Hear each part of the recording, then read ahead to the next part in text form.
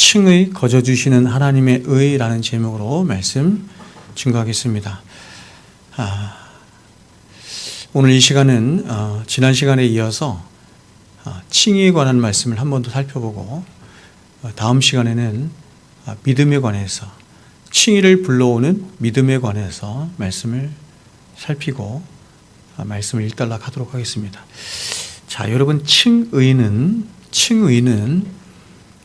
제가 지난 시간에도 말씀드린 것처럼 기독교가 서기도 하고 무너지기도 하는, 혹은 교회가 서기도 하고 무너지기도 하는 기독교 신앙의 가장 근간이기도 하고 기초이기도 한 것이 바로 이 칭이다, 이렇게 말씀을 드릴 수 있습니다. 그래서 이 칭의 앞에 두 글자를 더 붙여서 이신칭의 이렇게 말하죠. 이신칭의, 믿음으로 말미암아 칭의, 의롭다함을 얻는다, 혹은 의롭다 하심을 칭의, 그렇게 된다, 이렇게 말하는 것이죠.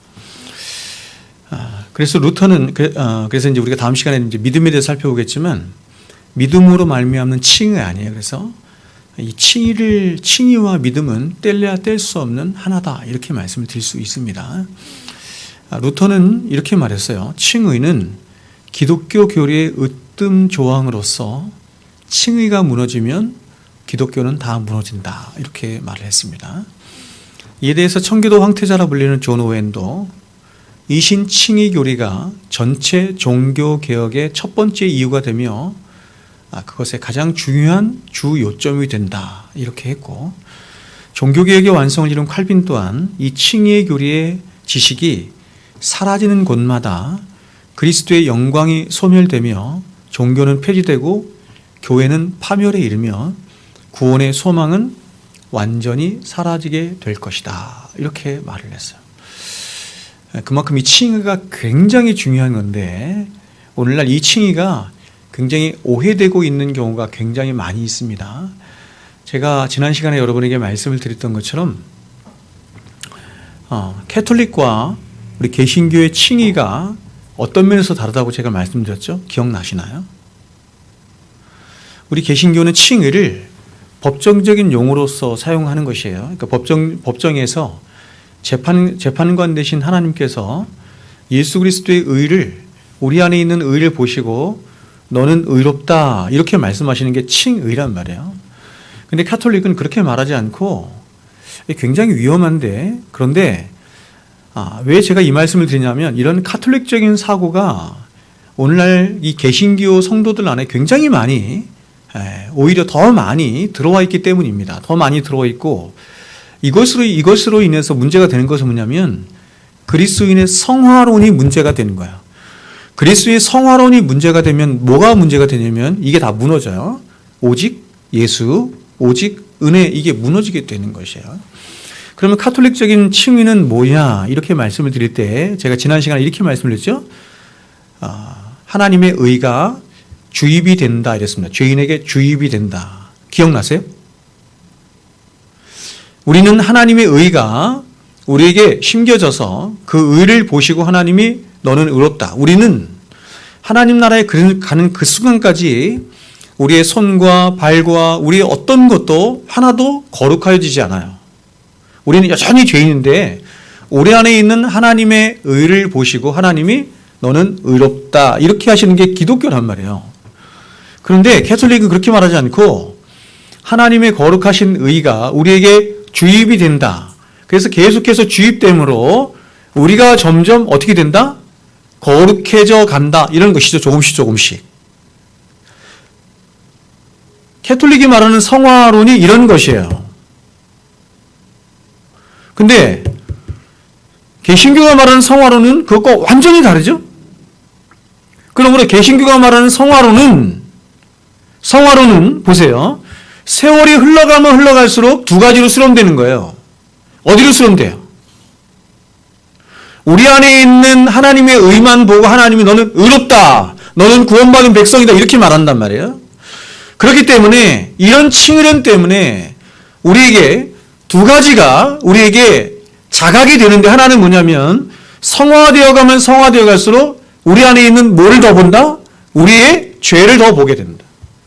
아무리 뜯어봐도 평생을 뜯어보고 또 뜯어보고 또 뜯어봐도 우리 안에는 하나님 앞에 내세울 만한 어떤 의도 없다 이런 것이에요. 캐톨릭은 그렇지 않죠? 의가 계속 주입되니까. 그러나 반대로 오직 내가 의롭다 하심을 받을 수 있는 것은 예수 그리스도의 십자가로 말미암은 하나님의 의밖에 없기 때문에 그 의만 자랑하게 되고 의만 의지하게 되고 그 의를 낳은 하나님의 은혜만 기뻐하고 자랑하게 되는 것이죠. 여러분, 이게 간단한 것 같지만 굉장한 차이를 만들어내는 거예요.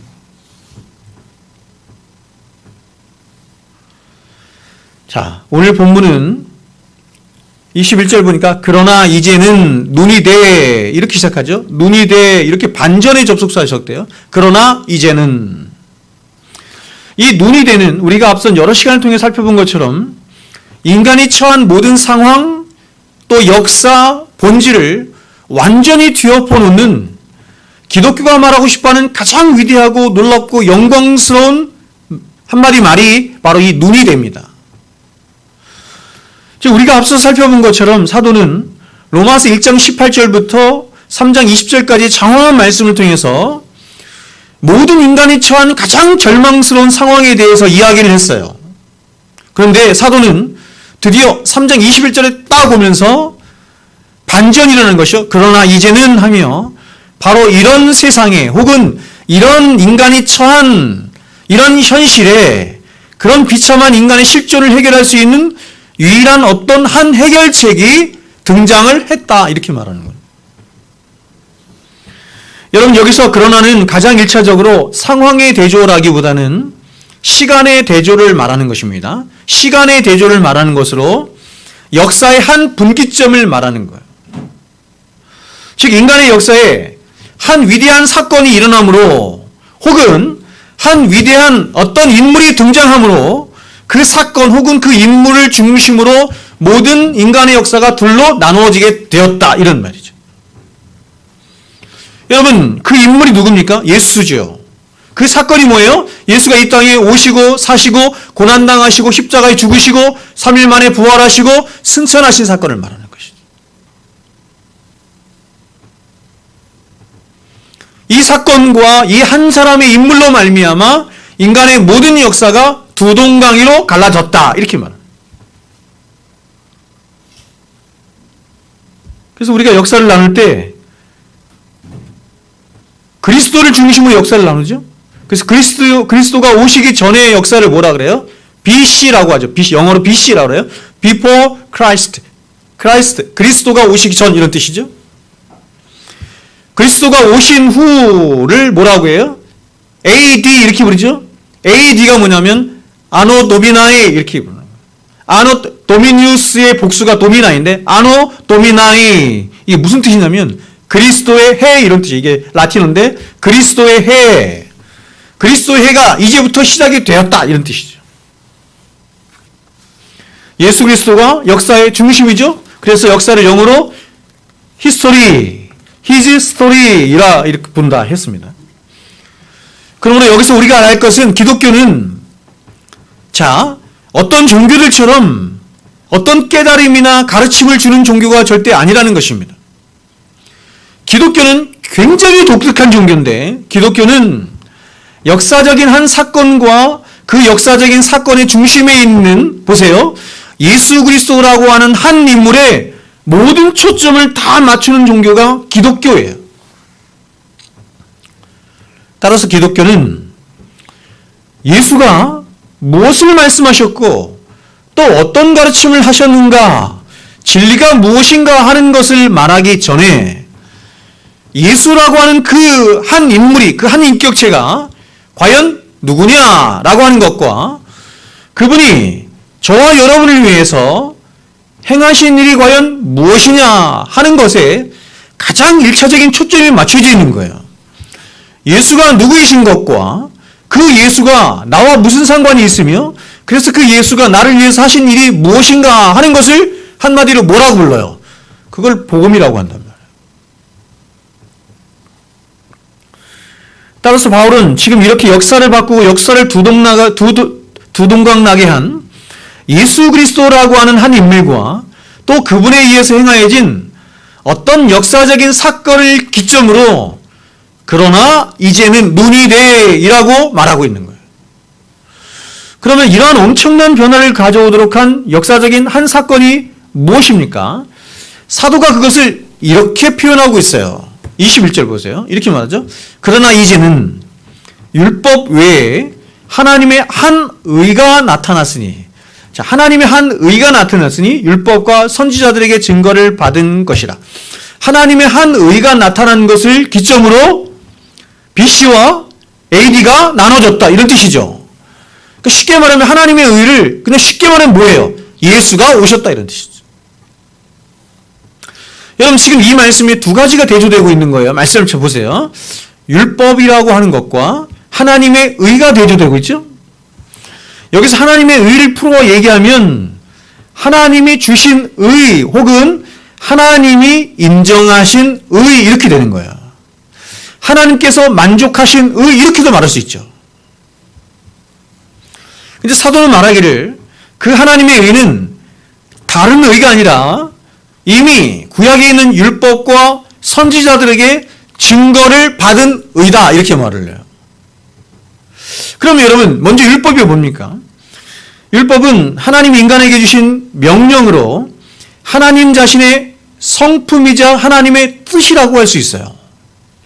즉 하나님이 자신의 성품을 따라 피조물 된 인간에게 정해주신 법이 있는데 그거를 율법이다, 이렇게 말하는 거죠. 따라서 이 율법은 두 가지를 내포하고 있는데, 먼저 한 가지는 율법의 명령을 지키며 율법대로 순종하여 살면 하나님이 복을 주시고 의인이 되어서 천국에 가서 살게 되겠지만, 만일 율법대로 살지 못하면, 그 율법의 완성을 이루지 못하면 그에 따른 형벌과 심판이 따른다는 것입니다. 그것이 행위심판이죠. 그것이 아담 언약이라고 하는, 행위심판이 아니라 행위 언약 혹은 아담 언약이라고 하는 것입니다. 근데 모든 인간은 아담의 죄로 말미암아서, 아담이 실패한 거예요. 언약에 실패했어요. 태어나면서부터 죄를 가지고 태어나서 그 율법을 지켜 행할 능력이 없어요.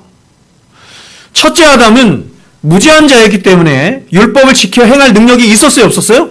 있었죠. 첫째 아담은 있었어요. 무죄한 자이기 때문에. 그러나 우리는 아담의 피를 이어받아서 죄가 있기 때문에 하나님이 율법을 지켜 행하는 것 자체가 불가능한 거예요. 상태 자체가. 여러분 여기서 죄를 가지고 태어났다는 말은 인간이 태어나면서부터 죄된 성향을 갖게 되었다. 혹은 죄된 본성을 갖게 되었다. 그래서 우리가 지난 시간에 살펴보던 것처럼 보세요. 죄 아래에 있다. 혹은 율법 아래에 있다. 이렇게 말하죠. 그래서 이렇게 죄된 성향을 가지고 태어난 인간은 이런 것이에요. 그가 판단하는 것이나 생각하는 것이나 좋아하는 것이나 그의 모든 의지가, 다시 말해서 그 사람 안에 있는 지정의의 모든 인격이 다 왜곡되고 삐뚤어져서 선이 아닌 악을 따라가고 악을 선택하며 악을 향해 기울어져 있다. 그것을 좋아한다. 그것을 선호한다. 이런 뜻이죠. 정말 그렇죠? 정말 그렇습니다. 다시 말해서 사람 안에 내재된 인간성 자체가 사람 안에 있는 죄로 말미암아 부패하고 오염되어서 선을 쫓거나, 여기서 선을 쫓는다는 건 뭐냐면 선은 하나님을 말하는 거거든요. 선이신 하나님을 찾거나 혹은 하나님을 구하거나 하나님의 명령에 순종하거나 그 하나님을 사랑할 수 없다, 이런 뜻입니다. 더 나아가서 죄는 어떻게 하냐면 이 정도만 그치는 것이 아니라 그 선이신 하나님을 대적하죠. 그걸 1장에서 뭐라고 불렀어요? 불의, 불경건 이렇게 불렀어요. 하나님을 대적하는 것, 아세바리안, 그렇죠? 그래서 하나님을 대적하는 것 이렇게 말했어요. 그래서 사도가 3장 10절에서 이렇게 죄 아래에 있는 인간의 본성을 하나님과 연관시켜서 말하는 거예요. 죄 아래에 있는 인간의 본성, 이 죄된 성향을 하나님과 연관, 선이신 하나님과 연관시켜서 이렇게 말하는 거예요. 의인은 없나니 하나도 없으며 깨닫는 자도 없고, 하나님의 말씀을 깨닫는 자 없고 하나님을 찾는 자도 없고 다 치우쳐 한 가지로 무익하게 되고 선을 행하는 자는 없나니 하나도 없다. There is no one. 4번 반복. 따라서 이러한 죄된 본성을 가지고 살아가는 인간은 절대로 거룩하신 하나님의 율법을 지켜 행할 수 없을 뿐만 아니라 그런 죄된 본성으로 말미암아 날마다 살아가는 것 자체가 먹고 마시는 게 죄예요. 죄를 먹고 마시면 그게 자신의 운명처럼 여겨요. 그래서 결국 그 죄로 말미암아서 하나님의 진노와 심판 아래에 놓일 수밖에 없다. 살아서나 죽어서나 어찌할 수 없는 인간이다. 선을 행하고 싶은 마음도 없지만 선을 행하고 싶은 마음이 있어도 선을 행할 능력이 없어요. 하나님을 찾지도 않지만 하나님을 찾고자 하나 하나님을 찾을 수가 없어요.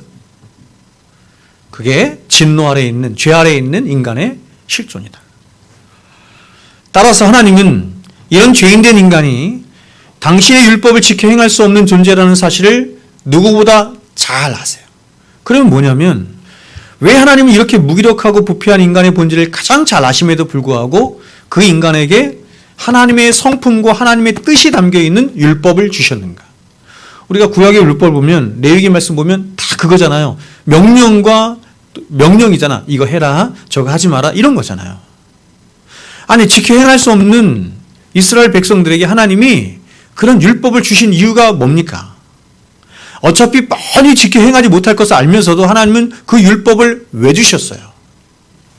그것은 어떻게 해서든지 그렇게 그 율법을 잘 지켜서 하나님 앞에 의를 보이라거나 하나님 앞에 칭찬을 듣도록 하라고 주신 게 아니라 그 어미하신 하나님의 율법 앞에, 절대로 지켜 행할 수 없는 하나님의 율법 앞에 과연 나라고 하는 존재가 얼마나 무기력하고 얼마나 부패한 존재인지를 철저하게 깨닫도록 해서 지금까지 내가 의지하며 붙들고 살았던 모든 자신의 거짓된 의를 버리고 오직 예수 그리스도의 십자가를 통해 있게 된 그 참된 의, 그 완전한 의, 하나님의 의만 붙들도록 하기 위함이죠.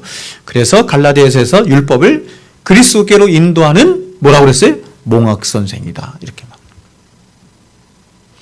율법은 절대로 우리를 구원 못해요. 율법은 절대로 우리를 구원 못하지만 우리를 구원케 하시는 예수 그리스도께로 우리의 손목을 딱 붙잡고 그 예수 앞으로 딱 인도해내는 역할을 하는 자가 누구냐? 율법이다. 그래서 오늘 사도가 하나님의 의를 율법과 선지자들에게 증거를 받은 것이다 라고 한 것은 바로 구약의 모든 율법이나 선지자들의 모든 예언이 뭐냐면 예수 그리스도께로 인도하는 몽학 선생이 되어서, 그러니까 여러분 구약에 있는 레위기에 있는 출애굽기, 레위기, 신명기에 있는 모든 율법이 사실은 무엇을 말하고 싶었던 거예요? 무엇을 향해 있었던 거예요? 예수 그리스도를 향해 있었더라. 그 예수를 가리키고 예표하고 있었던 것이죠. 그것을 율법과 선지자들에게 증거를 받은 것이다. 이렇게 말하는 거죠. 다시 말해서 구약의 모든 말씀이 이미 오직 하나님의 의로만 구원받을 수 있음을 다시 말해서 오직 하나님의 은혜로 말미암은 믿음으로만 구원을 받는다는 그 이신칭의 복음을 가리키며 예표하고 있었던 것이에요. 그래서 이제 하나님의 때가 되어서 역사 속에 나타나게 된 하나님의 의, 즉 예수 그리스도의 십자가 사건을 사도가 말하기를 이것이 율법과 선지자들에게 증거를 받은 것이다. 구약에서부터 모든 율법과 모든 선지자들의 모든 예언이 우리를 구원하는 참된 의가 되어서 오실 예수 그리스도를 나타내고 예표하는 것이었다. 그러면 하나님의 의는 도대체 무엇입니까? 성경에 보면 이 의라는 말이 굉장히 자주 등장을 하고 있는데 이 의는 성경이 말씀하고 싶어하는 복음의 가장 핵심적인 말이라고 할 수 있습니다. 하지만 우리가 성경을 문맥에 따라서 살펴야 하는 것은 제가 여러분에게도 말씀드린 것처럼 이 의가 문맥에 따라서 전혀 다른 의미로 사용되고 있기 때문이에요. 그래서 제가 여러분에게 말씀드린 것처럼 루터가 이 의를 잘못 오해를 해서 그가 굉장히 오랜 시간 동안 고행하고 수행하고 예배드리고 뭐 고해성사하고 별것을 다 했어도 마음에 평안이 없었던 이유가 이 의를, 성경이 말하는 의를 잘못 오해했기 때문이에요. 근데 이 의는 성경에서 여러 가지로 쓰인단 말이에요. 제가 지난 시간에 말씀드린 것처럼 7가지, 8가지로 쓰이는데 이 의에 대해서 수천 년 동안 많은 학자들이 연구를 했는데 해석은 크게 3가지입니다. 먼저 첫 번째 해석은 이것이에요. 하나님 자신의 성품이자 속성으로서의 의. 이거를 속성적 의다 이렇게 불러요. 하나님의 본질적 속성이 혹은 하나님의 본질적 성품이 뭐예요? 의로우신 하나님이시기 때문에 하나님의 의란 바로 그런 하나님의 속성으로서의 성품으로서의 의를 말하는 것이죠. 이 첫 번째죠. 두 번째 해석은 뭐냐면 하나님이 죄인된 인간을 구원하시기 위해서 하신 행동을 의다 이렇게 말해요. 하나님이 죄인된 인간을 구원하시기 위해서 어떤 행동을 하셨어요. 그걸 뭐라고 하냐면 의로운 행동이다. 그래서 그냥 하나님의 의 이렇게 부른단 말이에요. 세 번째는 뭐냐면 하나님이 죄인된 인간, 죄인된 저와 여러분을 위해서 구원 활동을 하셨는데 그 구원 활동의 모든 기초이자 핵심을 바로 예수 그리스도께서 십자가에서 이루신 한 의로운 행동에 두셨다 이렇게 말합니다. 그래서 하나님이 그 예수 그리스도의 구속을 기초로 하나님의 의를 저와 여러분에게 전가시켜 주심으로 우리의 신분이 이제 비로소 죄인의 신분에서 의인의 신분으로 바뀌게 되는, 다시 말해서 하나님이 죄인된 우리를 의롭다 하시는 칭의가 우리 안에서 발생하게 되었다 이렇게 말하는 거예요. 따라서 세 번째 해석은 하나님의 의는 바로 예수 그리스도께서 십자가에서 이루신 한 구속사건, 십자가 사건이죠. 구속사건을 기초로 죄인된 저와 여러분에게 하나님이 한 의를 선물로, 은혜로 값없이 주셨는데 어떤 의를 주셨냐면 바로 의롭다 칭하여 주시는 칭의를 주셨다 이렇게 말하는 거예요.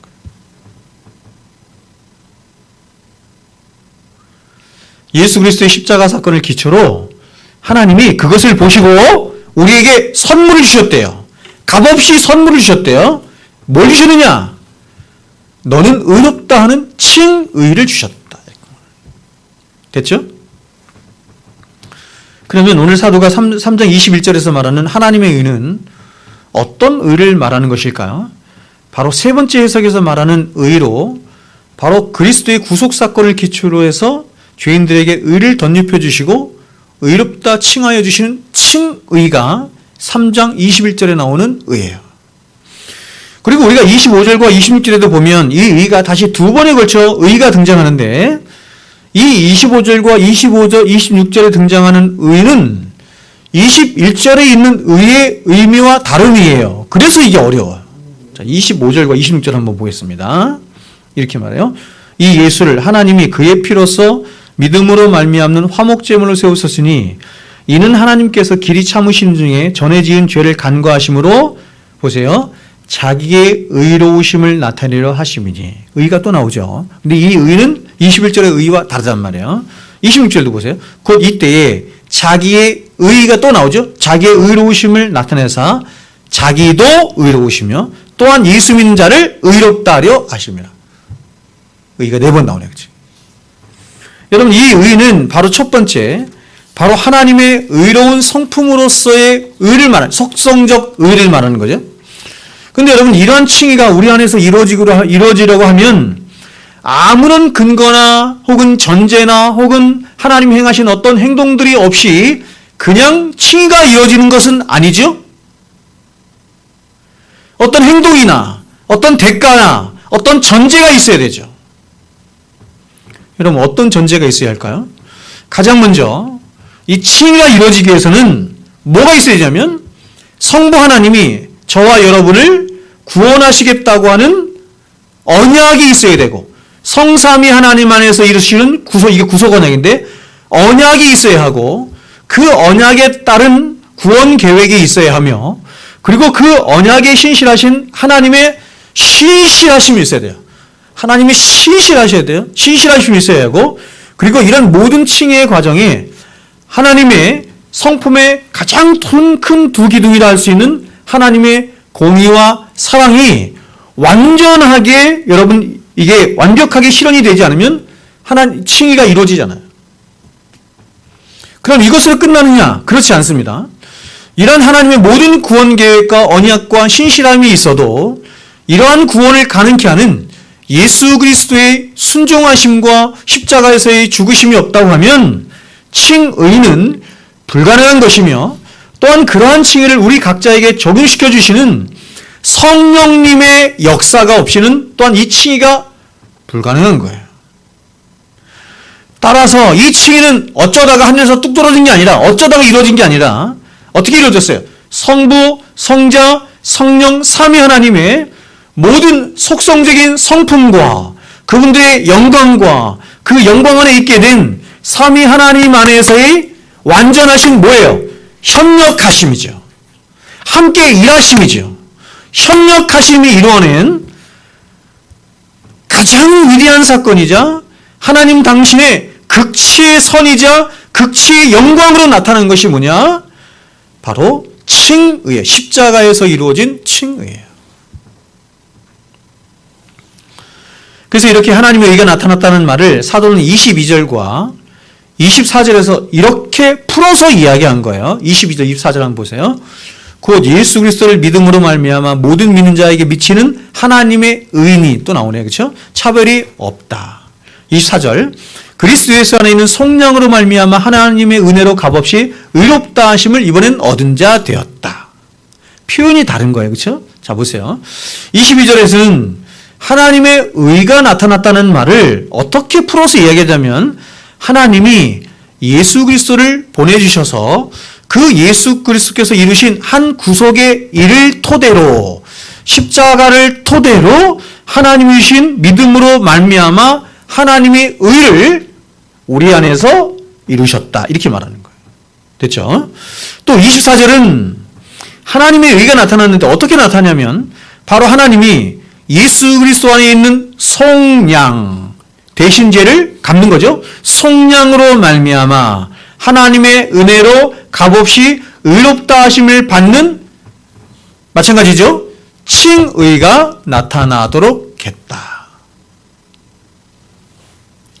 그런데 이러한 칭의를 사도가 지금 21절에서 처음 말한 게 아니라 이미 어디서 처음 말했냐면 로마서 1장 17절에서 처음 얘기했어요. 로마서의 구조가 그런 거예요. 그러니까 사도 바울은 이 신칭의 복음을 너무 감격스러워서 이것을 이겨내지 못하고 서두에서 1장 16절과 17절 말씀을 통해서 이 신칭의 복음을 딱 먼저 선포한 후에 그 다음에 1장 18절부터 이게 선포된 다음에 바로 1장 18절부터 3장 20절까지 뭘 하냐면, 세상에 있는 모든 사람들, 이방인들, 유대인들, 그리고 그리스도인이라고 불리는 우리까지 모든 사람들을 다 싸잡아서 너희들은 다 율법 아래 있다, 죄 아래 있다, 다 심판 아래 놓여 있다, 다 정죄했어요. 그리고 나서 3장 21절에서 제가 여러분에게 말씀드린 것처럼 눈이 돼 그러나 이제는 하면서 율법과 선지자들에게 증거를 받은 하나님의 한 의가 나타났다. 그렇죠? 그러면서 3장 21절부터 이제 로마서 16장 마지막 절까지 그러나 이제는 하면서 역사 속에 나타난 그 하나님의 의, 이신칭의를 말하는 거죠. 그거를 계속해서 설명해 나가는 거예요. 이제부터. 1장 17절은 로마서 전체의 주제 구절인데 이렇게 말했죠. 복음에는 하나님의 의가 나타나서 믿음으로 믿음에 이르게 하나니. 보세요. 복음적인 측면에서 말하는 거야. 복음. 여러분 복음이 뭔지 알죠? 복음에는 하나님의 의가 나타나서 믿음으로 믿음에 이르게 하나니 기록된 바 오직 의인은 믿음으로 말미암아 살리라 함과 같으니라. 자, 보세요. 사도는 지금 1장 17절에서도 3장 21절과 똑같이 하나님의 의가, 즉 칭의가 나타났대요. 근데 이러한 칭의가 나타나는 것을 사도는 기쁘고 복된 소식이다라는 의미인 뭐라고 말했어요? 복음이다 이렇게 말한 거예요. 복음이다 이렇게 말한 거예요. 그러니까 복음이라고 하는 거 유앙겔리온. 자, 복음이란 어떤 뜻이냐면 기쁜 소식, 복된 소식이거든요. 이게 뜻이. 그런 복음이란 다른 게 아니라 뭐냐면 바로 하나님의 의가, 절망스러운 인간의 실체에 하나님의 의가 나타난 것이 복음인 것이며 그 복음의 핵심이 뭐냐? 그것이 바로 칭의다 이렇게 말하는 거예요. 그리고 이렇게 하나님의 의가 나타나는 것이 죄 가운데 살아가는 모든 이에게 가장 기쁘고 복된 소식인 복음이 되는 것이다 이렇게 말하는 거죠.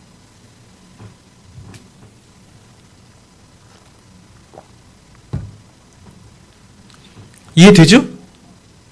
제가 오늘 일부러 좀 천천히 하고 있어요. 좀 어려울까 봐. 자, 그런데 이러한 복음의 핵심인 하나님의 의, 즉 칭의를 보세요. 어떻게 얻을 수 있냐면 다시 말할게요.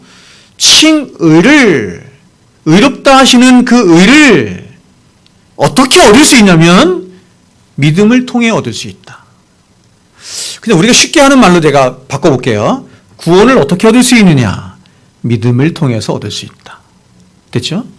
그래서 이것을 사도가 3장 22절에서도 똑같이 말했는데 이렇게 말을 한 거예요. 3장 22절 보세요. 곧 예수 그리스도를 믿음으로 말미암아 모든 믿는 자에게 미치는 하나님의 의인이 차별이 없느니라. 그러니까 복음은 하나님의 의가 나타나는 것을 복음이에요. 그게 복된 소식이에요. 그런데 그 하나님의 의는 다른 게 아니라 바로 구원을 말하는 거예요. 우리를 구원하시는 칭의가 나타났다. 그것이 복된 소식이다. 이렇게 말합니다. 제가 말장난하는 것 같지 않죠? 그런데 그 하나님의 의, 즉 구원을 무엇을 통해서 우리가 얻게 된다? 그걸 전달해 주는 게 뭐다? 믿음이다. 이렇게 말해요. 믿음이다.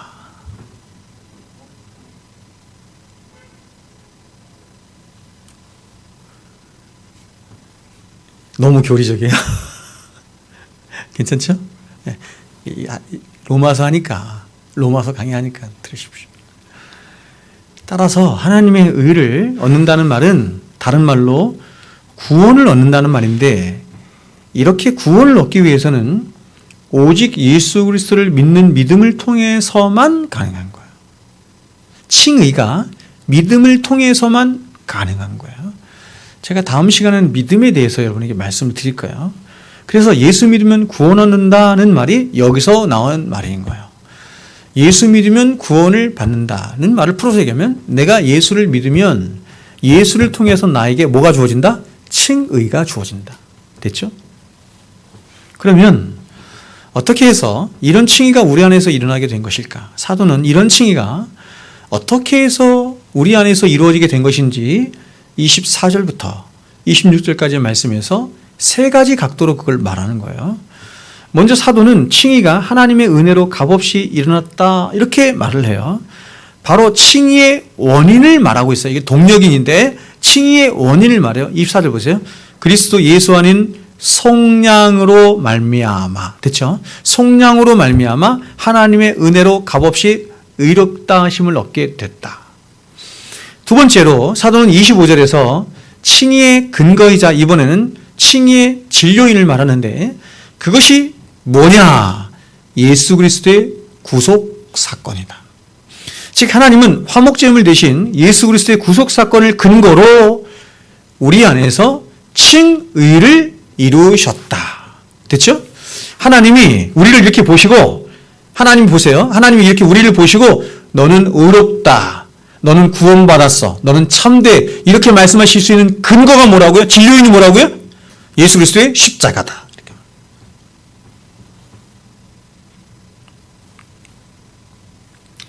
25절 보세요. 그래서 이렇게 얘기하죠. 이 예수를 하나님이 그의 피로써 믿음으로 말미암는 화목제물로 세우셨으니. 마지막으로 사도는 이러한 칭의가 우리 안에서 실제적으로 역사하도록 다시 말해서 칭의가 우리 것이 되도록 하는 칭의의 도구에 대해서 말을 해요. 이번에 그것이 바로 뭐라고 그랬어요? 아까 믿음이다. 이렇게 말을 했어요. 26절 보세요. 곧 이때 자기의 의로우심을 나타내사 자기도 의로우시며 또한 예수 믿는 자를 의롭다 하려 하심이라.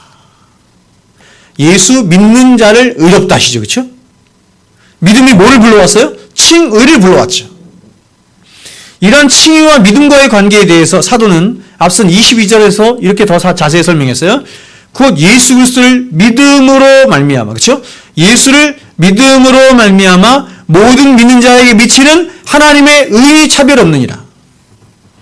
내가 믿었더니 그 믿는 자에게 뭐가 적용이 되더라? 칭의가 적용이 되더라. 이렇게 말하는 거죠. 그죠? 예수 믿으면 구원 받습니다. 간단하잖아요. 그죠? 일반적인 통용되는 이야기지 않습니까? 그죠? 맞습니다. 근데 제가 지금 설명한 대로 지금 하나님 말씀이 그렇게 설명하니까요, 로마서가. 그렇게 여러분이 알면 훨씬 더 정확하게 아는 거잖아요. 훨씬 더 정확하게.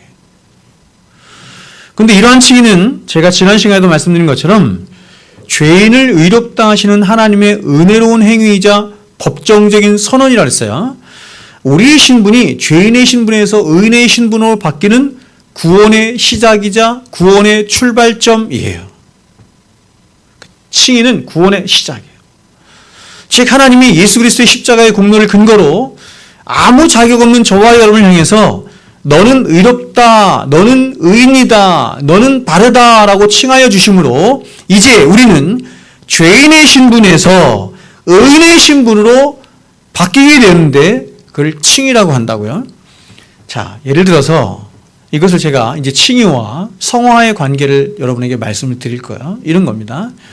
예를 들어서 다 아시겠지만 한 청년이 군대에 가게 되면 이제 군대에 입소하는 순간 그 청년의 신분은 뭐가 돼요? 군인이 되는 거예요. 민간인이 더 이상 아니에요. 입소를 하자마자 그날부터 제가 1991년 4월 18일에 군대를 갔는데 91년 4월 18일 일자로 저는 민간인에서 제외가 된 거예요. 군인이 된 것입니다. 그러나 여러분, 저의 신분이 그렇게 민간인에서 군인으로 바뀌었다고 해서 금세 그가 하는 말이나 행동하는 것이나 생각하는 것이 군인다워지지 않아요. 그렇죠? 그래서 그를 군인으로 만들기 위해서 어디에 입소를 하는 거예요? 훈련소. 제가 훈련소 조교였어요. 군인으로 만드는 거예요. 비록 그 사람이 군에 입대를 해서 군인의 신분으로 그 신분이 바뀌었지만 처음에는 거의 민간인과 방불한 말, 행동, 사고 이런 걸 해. 그래서 제가 훈련병들을 보면 어떤 훈련병들은 이게 너무 낯선 거예요. 말하는 것도 행동하는 것도 모든 게 막 낯서니까 이게 막 두려움으로 오는 거야. 그래서 어떤 훈련병은요, 남자애가 21살, 22살, 막 23살 이렇게 된 애들이 막 울어. 막 울면서 엄마한테 보내달라고, 집에 보내달라고 막 울어. 완전히 다른 거예요. 군대 가면. 완전히 달라져. 그런데 이제 특별히 이렇게 훈련소 기간을 지나고 거의 2년에 가까운 시간 동안 군사교육도 받고 훈련도 받고 정신교육도 받으면서 점차로 이 사람이 어떻게 돼요? 말하는 것도 행동하는 것도 생각하는 것도 군인다워져 가요. 그렇죠? 제가 처음 휴가를 나와서 첫 휴가를 나와서 제 후배 집에 가서 잠을 자게 됐습니다. 후배 집에 잠을 자게 됐는데 옛날에 막 전화기가 따르릉 이런 전화기잖아요. 따르릉 전화기가 울리는 거야. 그래서 제가 얼떨결에 자다 말고 그 전화기를 딱 받았는데 뭐라고 했는지 아세요? 전화기를 받자마자 이렇게 했어요. 통신보안 이중대 상병 유병수입니다. 이게 군인이 이게 다 배어 있어서. 마찬가지로 여러분, 저와 여러분이 예수를 믿어서 이제 하나님의 백성이 되고 의인이라 칭함을 받는다 할지라도, 다시 말해 신분이 죄인의 신분에서 의인의 신분으로 그 신분이 바뀌었다 할지라도 금세 우리의 말하는 것이나 행동하는 것이나 생각하는 것이나 모든 사고가 그리스도인다워지는 것은 아니에요. 그리스도인다워진다는 말은 뭐냐면 예수를 닮은 자가 되었다는 말이 아니에요. 비록 우리의 신분이 거룩한 성도의 신분으로 바뀌었어도 오랜 시간 동안, 아니 어떤 면에서 우리는 평생 동안 어떻게 돼요? 그리스도인이 되어가는 거예요. 이걸 뭐라고 한다고요? 그리스도인의 성화라고 한다. 그래서 이렇게 우리의 신분이 죄인의 신분에서 의인의 신분으로 바뀌는 것을 칭의라고 하고, 또 우리의 평생의 삶에 걸쳐서 조금씩 그리스도인다워지는 것을 성화, 이렇게 부르는 것이에요. 성화. 자, 칭의적인 측면에서 그래서 제가 아까 말씀드린 것처럼, 그렇다면 성경이 말하는 성화는 뭐냐 이렇게 얘기할 때 잘 들으세요. 성경이 말하는 성화는 아까 제가 캐톨릭에 대해서 말하는 것처럼 우리의 손과 우리의 발과 우리의 말과 우리의 생각과 이 모든 것들이 그리스도처럼 변해가는 것을 성화라고 하는 게 아니에요. 대부분 그렇게 알고 있단 말이에요. 그걸 성화라고 하는 게, 우리는 하나도 안 변해요. 그건 주입되는 거죠. 의가 주입되기 때문에 자꾸 변해가는 거 아닙니까? 그러면 성경이 말하는 성화는 뭐냐면 이런 것입니다. 아무리 내가 공로를 쌓고 아무리 열심히 하고 아무리 삶을 살고 백날 그리스도를 쫓아가고 삶을 살아도 내 안에 선한 것이, 내 자신에게는 선한 것이 하나도 없다는 그런 자각을 하는 것과 동시에, 그럼에도 불구하고 하나님이 나를 의롭다, 성도라 칭하여 주시는 그 모든 근거가 오직 예수 그리스도뿐인 것을 알아서 나라는 자신에 대해서는 점점 쇠하여 가고 예수 그리스도에 관해서는 점점 흥하여 가는 것, 그것을 성경이 성도의 성화다 이렇게 말하는 것이에요. 아멘이시죠? 그래서 제가 여러분에게 말씀드렸듯이 사도가 자신의 자기인식이 그래서 세월이 흘러가면 흘러갈수록 바뀌는 거예요. 성화되어 가지 않습니까? 그렇죠? 성도가 이렇게 성화되어 가잖아요. 세월이 흘러가면 흘러갈수록 성화되어 가잖아요. 그렇죠? 성화되어 가는데 어떻게 성화되어 가면 사도 바울의 사역 초기에는 그가 뭐라고 고백하냐면 나는 성도 중에 가장 작은 자다 이렇게 말했어요. 처음에 그렇게 말해요. 나는 사도들 중에 가장 지극히 작은 자다 이렇게 말했어요. 사도들과 비교하면서 나는 좀 이렇게 약간 겸손을 떤 거죠. 나는 사도들 중에 작은 자야 이렇게 말을 한 거예요. 그만큼 자기 현실을 본 거죠. 근데 점점 시간이 가면서 그가 그 다음에 뭐라고 고백하냐면 나는 사도가 아니라 성도들 중에서도 가장 작은 자야 이렇게 말을 했어요. 근데 그가 인생의 말년에 죽음 앞에서 자신에 대해서 뭐라고 얘기하냐면 나는 뭐예요? 죄인 중에 괴수니라. 여러분, 죄인 중에 괴수라는 말을 다른 말로 딱 바꿔 말하면 뭐냐면 마귀다 이런 뜻이에요. 그러니까 여러분, 사도 바울이 마지막 자신의 성화의 끝판에 죽음 앞에서 자신을 딱 봤는데 자신을 정확하게 인식했는데 자기가 누구였냐면 마귀 새끼였던 거예요. 이런 마귀 새끼를 예수님이 사랑하셨고 이런 마귀 새끼에게 자신의 의를 덧입혀서 우리를 하나님 자녀 삼아 주신 것이죠. 그래서 디모데전서 1장에서 이런 하나님의 은혜가 나를 덮쳤다 이렇게 말해요. 나를 능하게 하셨다. 복음에 대하여 회방자여 핍박자여 포행자였는데 이런 하나님의 은혜가 나를 덮쳐서 나를 전도자가 되게 하고 사도가 되게 하고 하나님 일꾼이 되게 했다 이렇게.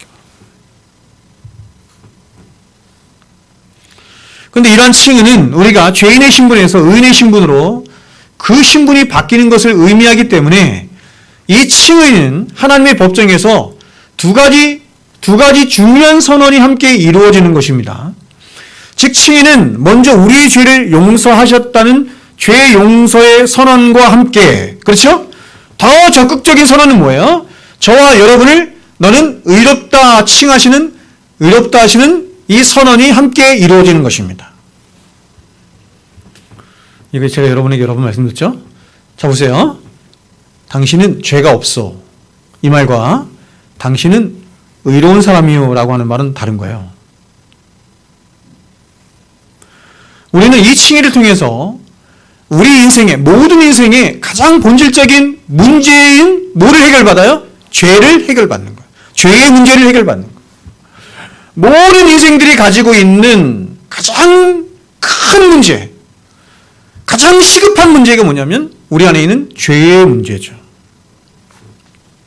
근데 이 죄의 문제를 뭐가 해결했느냐? 칭의가 해결했다. 우리가 아는 것처럼 하나님은 아담에게 자유의지를 주시며 아담과 행위 언약을 맺었어요. 행위 언약은 뭐냐면 자, 하나님이 아담을 무지한 자로 창조하셔서, 그렇죠? 무지한 자, 죄가 없다는 얘기예요. 죄가 없다 이런 얘기입니다. 죄가 없기 때문에 하나님이 이렇게 율법을 주셨을 때 그 율법을 지켜 행할 수 있는 능력이 그 사람에게 있다 이런 것이지. 그래서 행위 언약을, 그러니까 하나님이 아담과 맺은 행위 언약은 뭐냐면 네가 이 율법을 잘 지켜 행하면 너는 천국으로 보낼 것이고 이 율법을 잘 지켜 행하지 못하면 너는 지옥행이야. 심판이 있을 거야. 여러분, 이런 하나님의 행위 언약이 정당해요, 정당하지 않아요? 정당하죠. 지켜 행할 수 있으니까. 근데 첫째 아담은 그 언약에 실패함으로 죄를 범하게 되었고 그 죄로 말미암아 인류의 대표자이자 대리자인 아담으로부터 유전된 모든 인류가 태어나면서부터 그 죄를 물려받아서 그 죄인의 신분 가운데 평생을 죄 가운데 태어나서 죄를 먹고 마시며 살다가 더 나아가서 하나님을 대적하며 살다가 하나님과 원수되어 살다가 그 죄의 죄의 대가인 심판을 받아 사망에 이를 수밖에 없게 된 것이죠. 그러므로 모든 인류에게 있어서 가장 시급한 문제는 바로 이 죄의 문제를 해결받는 것이 있는 것입니다. 그래서 구약의 모든 제사와 제물들은 바로 이 죄가 어떤 것이고 또 이 죄를 어떻게 해결받을 수 있는 것인지에 대해서 말하는 것으로 바로 예수 그리스도의 영원한 속죄와 대속을 예표하는 것이라고 할 수 있는 것입니다. 속죄는 뭐예요? 죄를 속하는 것. 대속은 뭐예요? 죄를 대신하는 것, 대신 치르는 거잖아요. 즉 인간은 죄의 문제가 해결돼야 비로소 살 수 있는 것인데 우리 스스로는 그 죄를 해결할 능력도 전혀 없는 것입니다. 그래서 이런 죄인이 자신의 죄를 해결받기 위해서는 누군가가 자신을 위해서 대신 죽어야 하는데 짐승들은 구약의 그 제사들과 말하는 구약의 모든 짐승들은 아무리 죽어야 한시적으로 죄가 해결될 뿐 죄인 안에 있는 죄가 끊임없이 일어나므로 아무리 많은 짐승이 죽어봐야 이 죄를 감당할 수가 없고 이 죄를 속할 수가 없어서 그 죄로 인한 형벌만 쌓이게 되는 것이죠. 그래서 바로 죄가 없으신 우리의 영원한 대제사장 되신 하나님의 아들 예수 그리스도가 오셔서 십자가에서 영원한 한 제사라고 그래. 영원한 한 제사를 드리심으로 우리의 죄를 대신 갚아 주신 것이고 따라서 우리는 그 예수 그리스도의 대속으로 말미암아 이제 죄로부터는 해방을 받을 수 있게 된 것입니다. 이걸 교리적으로 뭐라고 하냐면 대리적 속죄 혹은 대속이라고 해요. 그러나 여러분, 우리는 이러한 대리적인 속죄로는 결국 우리는 어디의 자리까지만 가는 거냐면 첫째 아담이 가졌던 그 자리로 가는 거예요. 죄가 없는 자리로 가는 것이죠. 그래서 하나님은 더 적극적인 칭의를 저와 여러분 안에서 이루셨는데 바로 저와 여러분이 예수 그리스도께서 이루신 온전한 율법 지킴과 십자가의 공로를 통한 하나님의 의를 우리 안에 전가시켜 주심으로 저와 여러분으로 하여금 이제는 너는 죄가 없다는 것을 넘어서 너는 의인이다라고 하는 칭함을 받는 적극적인 하나님의 백성이 되는 신분의 자리까지 올려주신 거죠. 칭의가 이렇게 두 가지로 나누는 거예요.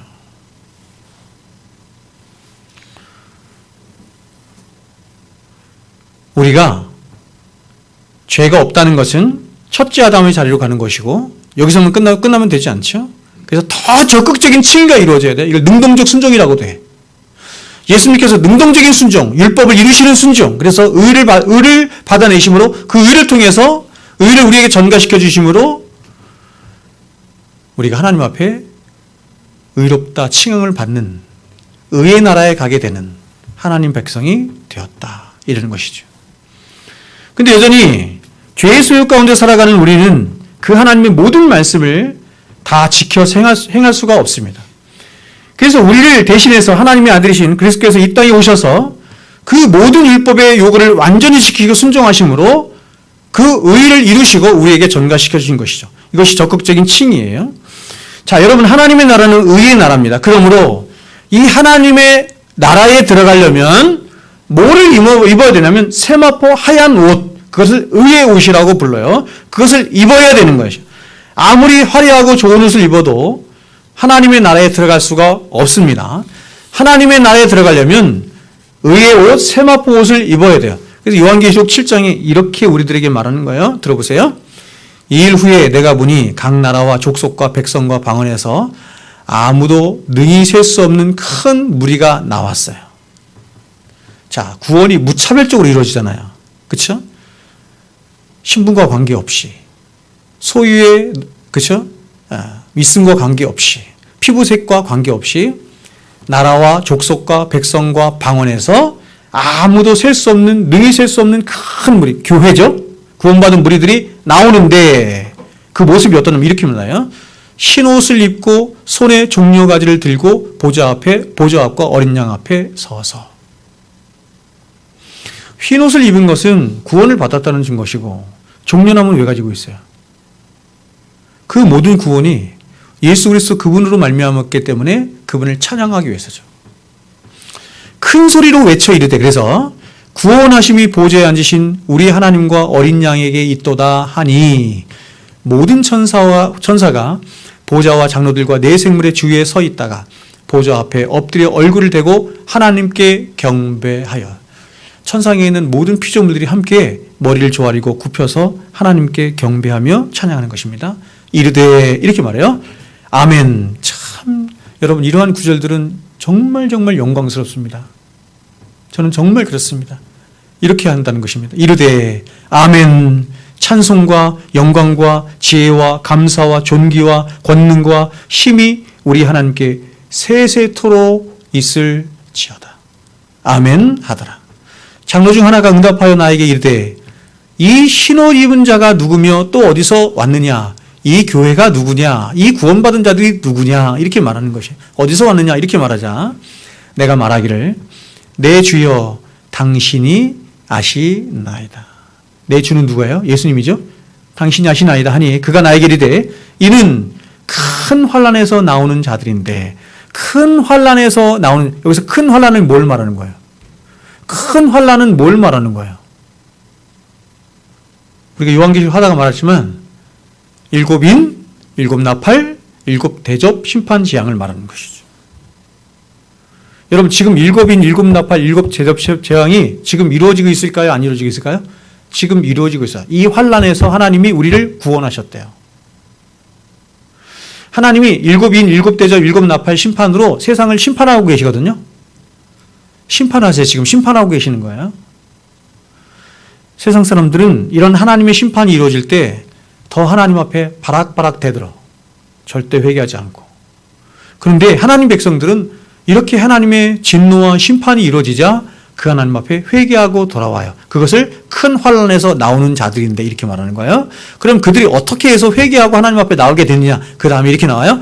어린 양의 피에 그 옷을 씻어 희게 하였느니라. 어린 양이, 그렇죠? 6월절 어린 양의 피가 묻어진 자들이 하나님이 환난을 내리자, 너무 놀랍게도 요한계시록 5장, 6장에 보면 여러분 7인이 떼어지고 7나팔이 불려지고 7대접이 이제 여러분 선포되는데, 다시 말하면 이 세상에 재앙이 내려지고 심판이 내려지거든요. 근데 여러분, 그게 어떻게 해서 이루어지는 줄 아세요? 어떻게 해서 인이 떼어지고 인을 떼시는 분이 예수님이시거든요. 너무 놀랍게도 세상에 심판을 내리시는 분이, 심판은 구원받은 자나 구원받지 않은 자나 누구나 다 같이 있어요. 우리 다 심판받는 거예요. 근데 그 심판을 누가 내리시냐면 우리를 사랑하셔서 당신의 생명까지도 십자가에 내주신 그 예수님이 인을 떼신다는 거예요. 인을 떼자 심판이 내려지는 것이에요. 근데 여러분, 예수님이 그 인을 언제 떼시는 줄 아세요? 왜 떼시는 줄 아세요? 너무 놀랍게도 5장에 보면, 요한계시록 5장에 보면 이렇게 나와요. 성도들이 드리는 기도를 들으시고, 이렇게 말해요.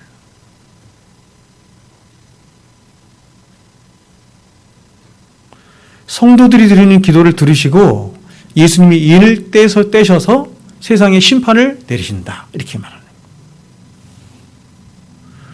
여러분, 우리의 기도는 그런 기도 아니잖아요. 우리의 기도는 어떤 기도예요? 다 무엇을 먹을까 마실까 입을까, 그쵸? 그런 거 구하잖아요.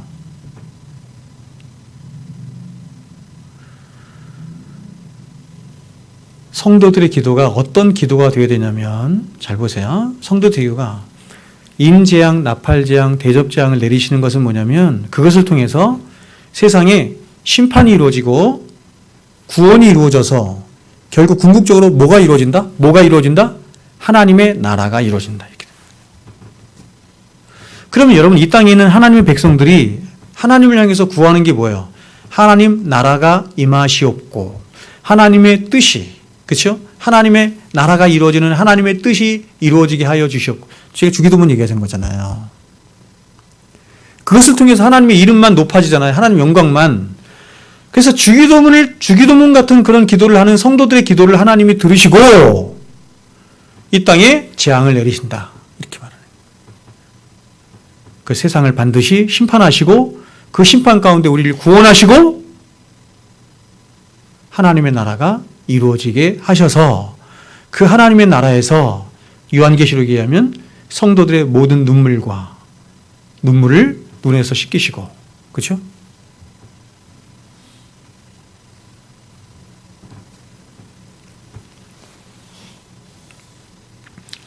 따라서 여러분, 자, 오늘 말씀을 맺도록 하겠습니다. 이러한 칭의를 아는 자는 자신이 자랑할 것이 있다고 한다면 그것은 이 칭의의 근거가 되신 예수 그리스도의 십자가의 은혜와 하나님의 사랑하심과 성령의 감화, 감동뿐이라는 것을 알아서 그것만을 자랑하는 것이죠. 여러분, 삼위일체 하나님 안에서 협력하여 선을 이루신 이 칭의가 바로 영원한 지옥의 형벌에 처해 있는 저와 여러분을 구원하는 유일한 근거가 되도록 한 것이며, 더 나아가서 하늘에 속한 신령한 복이 저와 여러분의 것들이 되도록 하는 유일한 근거가 되도록 한 것이며, 종국에는 새하늘과 새 땅에서 우리의 사랑하는 주님과 영원토록 살도록 하는 유일한 근거가 되도록 하는 것 또한 이 칭의인 것입니다. 그러므로 이 칭의를 진정으로 믿는 믿음의 사람들은 이 세상에서 잠시 당하는 어떤 고통과 어려움이라고 하는 것들 앞에서도 절대로 두려워하거나 떨지 않을 뿐만 아니라 오히려 그 모든 형편 속에서도 그럼에도 불구하고 기뻐하고, 그럼에도 불구하고 감사하고, 그럼에도 불구하고 찬송할 수 있는, 세상이 감당할 수 없는 삶을 살 수 있는 것이에요. 왜냐하면 이 칭의는 당신의 아들을 십자가에 못 박아 죽이면서까지 저와 여러분을 사랑하셔서 반드시 너희들을 지키고 반드시 너희들을 저 천국까지 인도하겠다는 가장 위대한 하나님의 약속이 새겨 있는 것이 바로 이 칭의이기 때문에 그렇습니다. 그래서 오직 의인은 믿음으로 말미암아 살리라 하는 이 칭의의 복음을 깨달은 하박국 선지자가 이렇게 말하는 거죠. 비록 무화과 나뭇잎이 마르고 포도나무에 열매가 없어도 외양간에 송아지가 없어도 오직 나는 여호와로 인하여, 그 여호와 하나님, 내 안에 칭의를 이루신 그 여호와로 인하여 얼마든지 나는 기뻐할 수 있다, 이렇게 말하는 거죠. 오직 의인은 믿음으로 말미암아 살리라. 이 말씀이 제일 먼저 나온 데가 어디예요? 하박국 아니에요? 하박국. 이 칭의의 복을 가장 먼저 깨달은 사람이 누구라는 얘기예요? 하박국이라는 거예요. 이 칭의의 복음을 깨닫자 그가 얘기하는 것입니다. 무화과 나무 잎이 마르고 나무에 열매가 없고 외양간에 소가지가 없어도 나는 오직 내 안에 칭의를 이루신 여호와 그분으로 인하여서 나는 기뻐하고 또한 기뻐하리라. 여러분, 사도는 1장 16절에서 이렇게 말했습니다. 내가 복음을 부끄러워하지 아니하노니 이 복음은 모든 믿는 자에게 구원을 주시는 하나님의 능력이 된다, 이렇게 말했습니다. 그는 자신의 인생의 최고의 자랑이요 기쁨이요 유일한 근거이자 능력이 복음뿐이다, 이렇게 말한 거예요. 내가 복음을 부끄러워하지 아니하는데 이게 고건법이거든요. 이중부정이거든요. 나는 이 세상에서 복음을 가장 기뻐하고 가장 자랑한다 이런 말이죠. 왜냐하면 이 복음은 이 세상 그 어떤 것과도 가히 비교할 수 없는 바로 하나님의 아들이신 예수 그리스도의 십자가가 만들어낸 하나님의 구원의 능력이자 구원의 능력이기 때문입니다. 사람들은 평생 살아가면서 거의 돈 버는 거에 몰빵을 합니다. 그러나 그토록 평생을 등골이 휘도록 일해서 모은 돈이 우리를 절대로 구원에 이르도록 하지 못합니다. 돈에게는 우리를 구원할 능력이 없습니다. 그러나 역으로 만일 여러분이 돈을 자칫 잘못 사용하면 그 돈은 여러분의 폐부를 뚫고 여러분의 영혼을 좀먹는 가장 무서운 괴물이 되어 나타나기도 한다. 이렇게도 말을 하죠. 그래서 사도는 돈을 사랑함이 일만하게 뿌리가 된다고까지 말한 것입니다. 돈을 사랑하는 것이, 돈을 우리가 버는 것, 돈을 취하는 것, 이것이 잘못됐다는 것이 아니라, 돈을 사용하는 것이 잘못된 것이 아니라 뭐가 잘못됐어요? 돈을 사랑하는 것이 잘못된 것이죠. 돈을 사랑하는 것이 일만하게 뿌리가 되죠. 우리가 사랑해야 할 분은 하나님이시죠. 우리가 사랑해야 할 대상은 이웃인데 하나님을 사랑하지 않고 이웃을 사랑하지 않고 돈을 사랑하게 되는 것, 우리의 마음을 다 빼앗겨서 돈을 사랑하게 되는 것, 돈을 사랑하고 돈을 의지하는 것이 일만하게 뿌리가 된다. 이것은 뭐냐면 바로 여러 가지 올무와 시험과 해로운 정욕과 침륜과 멸망에 빠지도록 하는 원인이 될 수 있다. 이렇게 말하는 거예요.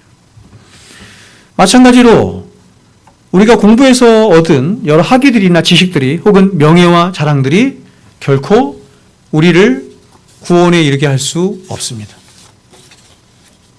그러므로 우리는 평생 살아가면서 절대로 이러한 것들에 우리의 마음을 빼앗겨서도 안 되고 져서도 안 됩니다. 이러한 것들이 여러분을 다스리고 여러분을 지배하며 여러분의 능력의 근거가 되도록 해서는 안 됩니다. 이것들이 자랑이 되도록 해서는 안 됩니다. 이러한 것들은 우리가 이 세상을 잠시 살아가는 나그네와 같은 삶 속에 잠시 하나님께서 맡겨주신 것이고 선용하도록 주신 것이죠. 선용. 첫 번째는 선용. 하나님의 영광을 위해서 사용하도록, 그리고 이웃을 위해서 사용하도록, 선용하도록 위해서 주신 것이죠.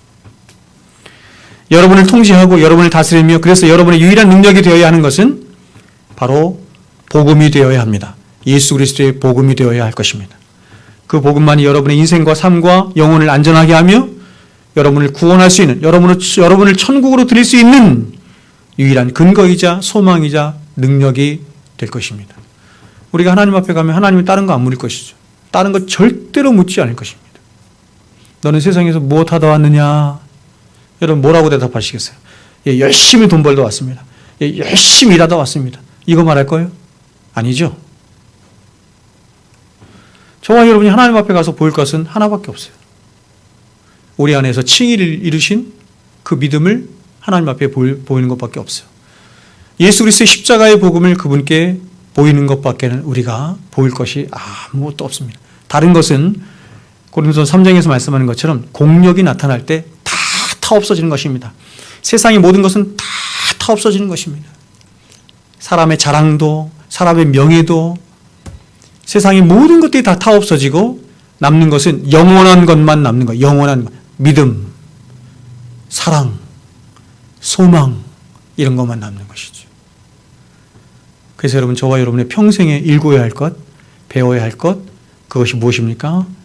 믿음, 소망, 사랑인 줄로 믿습니다. 기도하겠습니다.